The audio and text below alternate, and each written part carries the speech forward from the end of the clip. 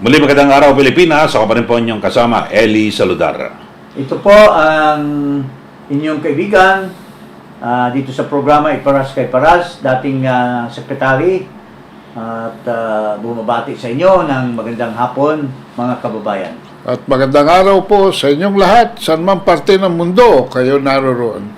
Okay, si Pangulo Marcos Jr. ay nasa Estados Unidos ngayon para sa APEC meeting, pero isa sa mga talagang napapansin ngayon, yung ginawang pakipagpulong ni US President Biden at yung presidente ng China, si President Xi Jinping. Okay. So, ano ba mga balita mo rito, Secretary Well, Jing? una muna mga kababayan, ilatag muna natin ang senaryo bago lumating dito sa mini-mention ni Eli na nagtatagpo si President Xi Jinping of China and President Biden of United States. Prior to that, napaka matindi yung issue about West Philippine Sea. May mga Pilipino na masyadong nagmamalaki, hinihimok nila or tinitira nila yung mga kapwa Pilipino na gusto lamang na maprotektahan ang buong sambayanang Pilipino sa isang giyera. So itong mga tao na ito, tulad nitong Secretary of National Defense, itong mayabang na spokesman ng Philippine Coast Guard, at yung mga iba pa diyang mga bayad ng mga kano, tulak ng tulak sa ating mga puwersa dyan sa West Philippine Sea na makipagbanggaan sa China. Kasi noong nag-umpisa, nagbago ng foreign policy si Marcos na imbis magkaibigan sila ng China, bumaliktad. Hindi natin alam kung anong deal, pero na-mention na yan na mayroong deal dyan, pinapasok ang mga Amerikano at naglagay ng mga base militar. Dito sa Pilipinas. So, naglakas loob. Pati itong Secretary of National Defense na Chodoro, naglagay pa nga ng poster. Bayad ng isang Chinese businessman daw. Na talagang gusto nilang girahin ang China. Imbis dialogue, gusto nilang banggain ang mga barko ng China. Kasi, naniwala sila sa statement ni Biden na, the ties with the Philippines, our allies, our military ties with them is ironclad. Talaga daw hindi pwedeng buwagin kasi, ano ba yung iron? Baal! Nakakabit sa bakal. Pero ngayon, after all this, papahamak ang ating bansa para magkagera, kasi daw, kaya naman natin ang China dahil may American na sasaklolo. Back up. Okay. Mayroon daw ang Amerikano na magbaback up under the Mutual Defense Treaty. Pero ngayon, nabulaga lang tayo. Unang-una, gumastos na naman itong si McCoy ng karami-raming pera ng taxpayers money para pumunta sa Amerika. Dapat sipain ni Marcos itong ambassador to the United States at saka yung DFA. Kasi pinapaniwala siya na magbeso-beso sila ni Biden. Pero hindi man lang niya mahawakan ang kamay ni Biden sa pagbaisip niya. Gagastos tayo ng milyon-milyon na dolyares para lang nag-hope siya na magkabeso-beso sila ni Biden. Pero nirelegate lamang si Marcos, na ang Vice President lamang ang makapagkita sa kanya. Si Kamala Harris. So, sa ating sinasabi na paniwala tayo sa Amerikano at lalabanan natin ang China, ngayon, sino ngayon ang best friend ng Amerika? Ito, tingnan nyo. Parang binasura tayo. Binasura tayo ng Amerika at magkaroon sila ng military ties with China. O sana tayo ngayon. Sana ngayon yung Mutual Defense Treaty natin. Tariela, bakit hindi ka pumunta doon, Tariela? Di ba bata ka ni Biden? Tawagin mo traidor si Biden. Tawagin mo traidor si Biden. Si Biden ang traidor. Gibo. Pro-China. Dear friend, Gibo. Ba't hindi ka sumama doon at nagipaghalubilo ka kay Harris? So, yun ang point natin. Na, tayo kung sa Bisaya pa yan, nagbata ka lang sa buntag dong. Oo. Hindi mo alam yung mga maniobra ng Amerika. Nasakyan tayo ng Amerika, inuudyok tayo, pero later on, tingnan natin yung sinasabi ni Marcos noon, Anong sinasabi ni former President Marcos? Ito, tungkol dyan sa Mutual Defense Treaty. Pakinggan natin. The United States is not necessarily bound to immediately react because the provision of the Mutual Defense Pact is that you will immediately take steps as is necessary to meet the contingency in accordance with your constitutional processes. What does that mean? That means that you go to the Senate and the House of Representatives. What does that mean? That means delay while we are dying there. Hindi ba yan ang nangyayari sa Ukraine? So, mga kababayan, ang nagaya lang ni McCoy Jr., yung boses lang ng tatay niya. Pero hindi niya namana yung kagalingan, yung utak, yung puso para sa bayan. Hindi niya namana. Hindi. Sabi ni Marcos, huwag tayo padalos-dalos dahil yung Mutual Defense Treaty niyan, iiwanan tayo sa pansitan yan. Dahil aaprubahan pa ng Senado ng Amerika yan at Kongreso ng Amerika. Tingnan mo ngayon sa Ukraine. Dahil kalaban ng Amerika ang Russia, pinasubo ang Ukraine kasi babak-upan daw ng Amerika. Tingnan mo ngayon, naghihingalo ang Ukraine, wala pang pera na inaprubahan ang US Congress. Napilitan si Biden na pumirma ng budget na hindi kasama yung hinihingi ng Ukraine. Pero ang Israel, dahil kaibigan nila, pero nahirapan din ang Israel. Humingi ng malaking pondo, pero maliit sa House lang, of Representatives, 14.5 billion lang ang ibibigay. So in other words, ang presidente ng Amerika na nagkipag-deal kay Marcos does not have the power unless Congress. So that's exactly what President Ferdinand Edwin Marcos was saying. So ngayon, pinasubo tayo. So, in the middle na pinasubo tayo, nagkaibigan lang din pala. Magkaibigan lang din. Tingnan natin ito ngayon. Ang ties ng Amerika at China. Tingnan natin, U.S. President Joe Biden will push China to re-establish military ties this week. That's according to White House National Security Advisor Jake Sullivan on Sunday, ahead of the expected meeting between Biden and Chinese President Xi Jinping in San Francisco. In an interview with CBS, Sullivan said that, quote, "The president is determined to see the re-establishment of military-to-military ties because he believes it's in the U.S. national security interest, and that, quote, we need those lines of communication so that there aren't mistakes or miscalculations or miscommunication." Renewal of military ties. So, paano ngayon i-implement yung Mutual Defense Treaty? Kung may bagong treaty, it supersedes the Mutual Defense Treaty dahil may bagong kasulatan ang Beijing at ang Washington, D.C. Paano tayo ngayon? Ikaw expert ka dyan. Ano masasabi mo dyan? Yun nga ang sinasabi ng karamihan dyan. No? Paano tayo matutulungan ngayon ng Amerika? At paano itong mga ginagawa ni Tariela, ni Gibochodoro, ni Batong Bakal, yung mga sinasabi ni Batong Bakal, check na dating Supreme Court Justice na anti-Chinese pero yung mukha Antonio niya Carpio, Chinese na Chinese. At sabi pa ni Antonio Carpio, mag-build daw tayo ng structure doon sa Iyungin. Mag-build ka ngayon. Kung binumba, sige, gawin mo. Gawin mo yung mag-build ka ng structure dyan.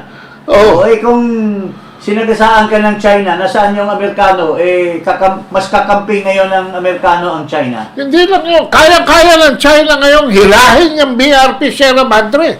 At sinong tutulong sa atin? Wala. Dahil iniwanan natin ang China. Before the US, Maling-mali. McCoy had already tried to have ties with China. Kasi nandyan yung nandyan yung ekonomiya natin eh. We are exporting to China.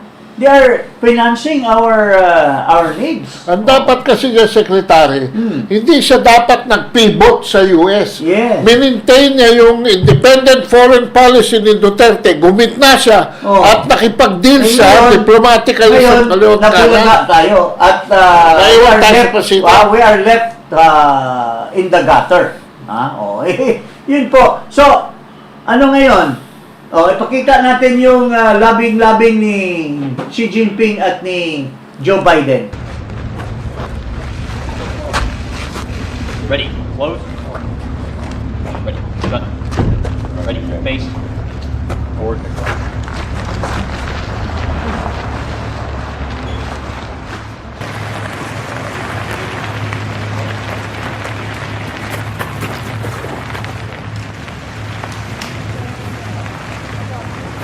President Biden, what's your message? What's your message to China today?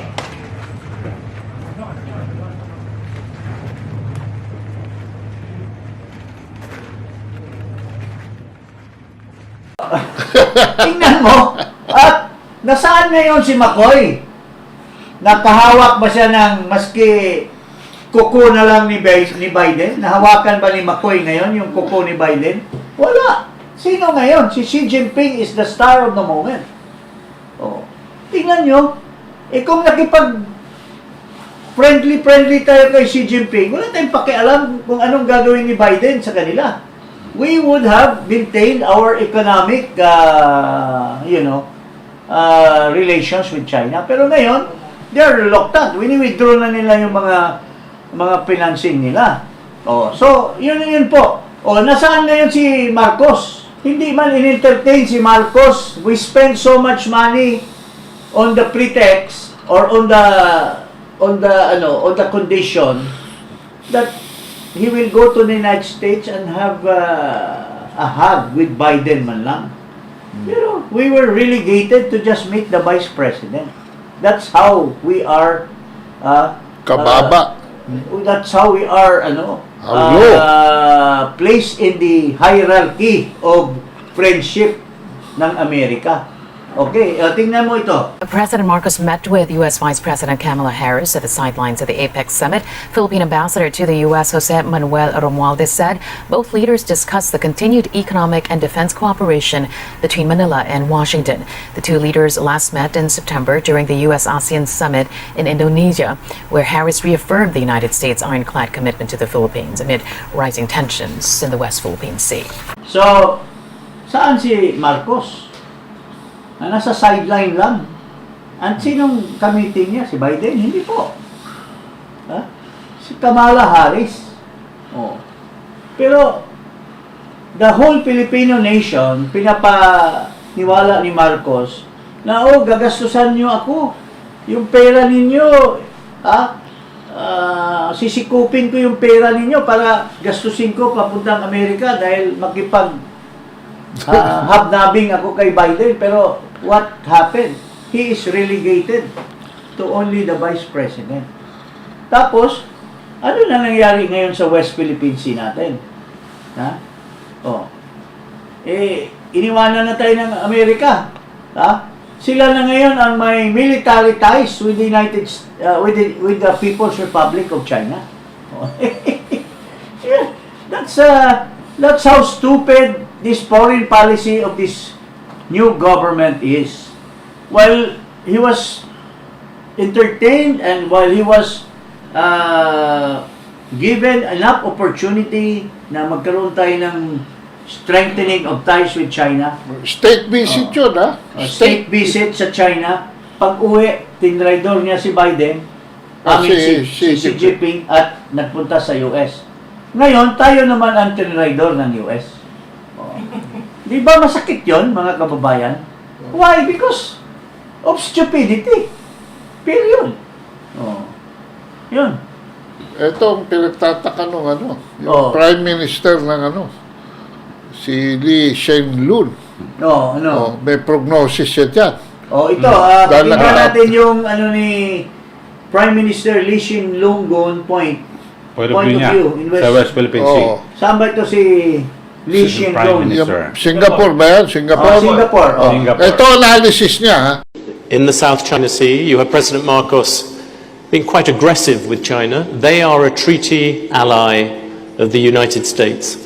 And surely that would be very That's difficult. another possible flashpoint because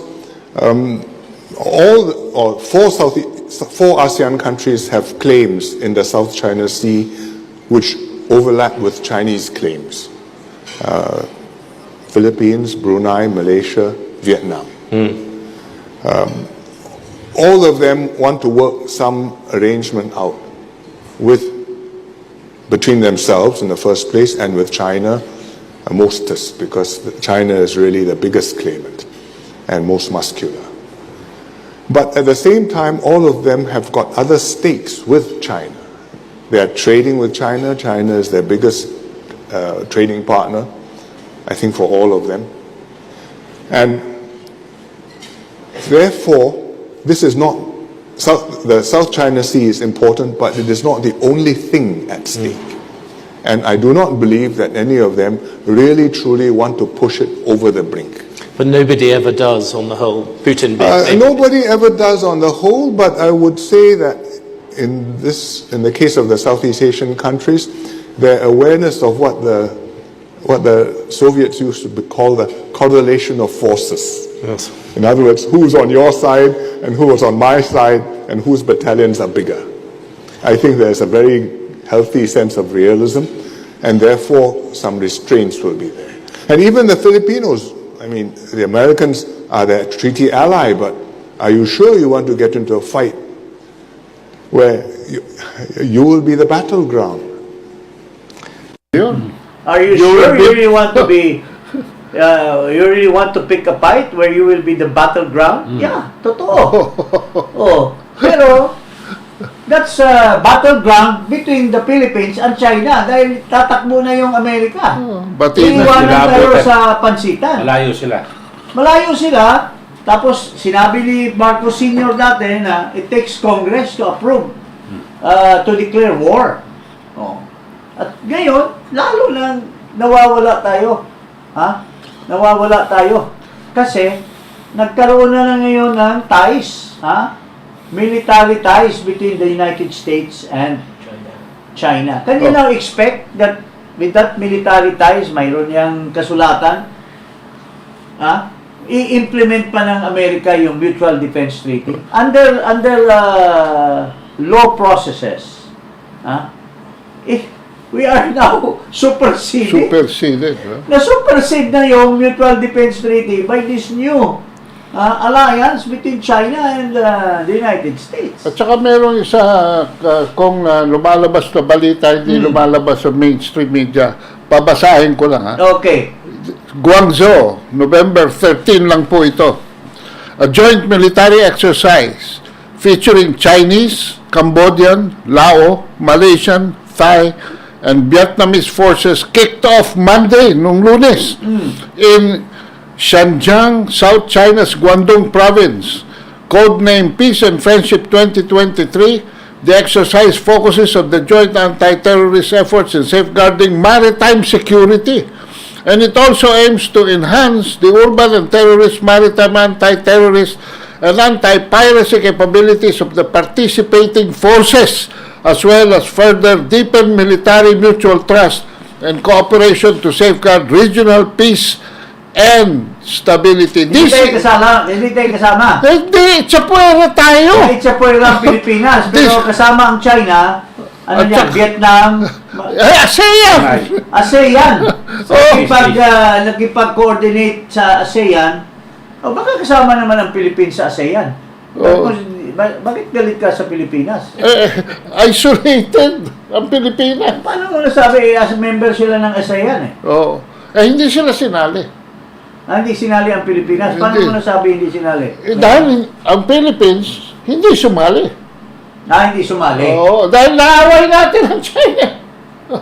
So sila nakipag-tie sa China. Oo, may military exercises sila. So nag-joint military exercises ang some members of the ASEAN. Cambodia, Laos, I-mention mo Malaysia, kasi Thai, and when you say Vietnam. ASEAN, kasama ang Pilipinas eh. I-mention mo yung mga countries Ayan. na may ties dito, may military ties sila sa China. Cambodia, Laos, Hmm. Malaysian, Thailand, and Vietnamese. Pati Vietnamese. Can you So, imagine? ang Pilipinas, hindi sumali dyan Hindi. dahil impluensyado ng Kano. Oo. Pero ngayon, ang Kano, most friendly pa sa China. Naiwan tayo sa pansitan. Yun ang mga magagaling na advice ni Secretary of Foreign Affairs na si Enrique Manalo. Ricky Manalo, Tsaka si Mr. Secretary ng National Defense, Ibo Teodoro. si Gibo Teodoro, si Secretary of National US Coast Guard, Tariela, Renovote mo, Secretary Ed Año ng National Security Council. yun ang mga magagaling na advisor ni Marcos. Ngayon, si Harris lang ang ang humarap. At si Biden at si Xi Jinping nag-chami-chami. Naiwan tayo.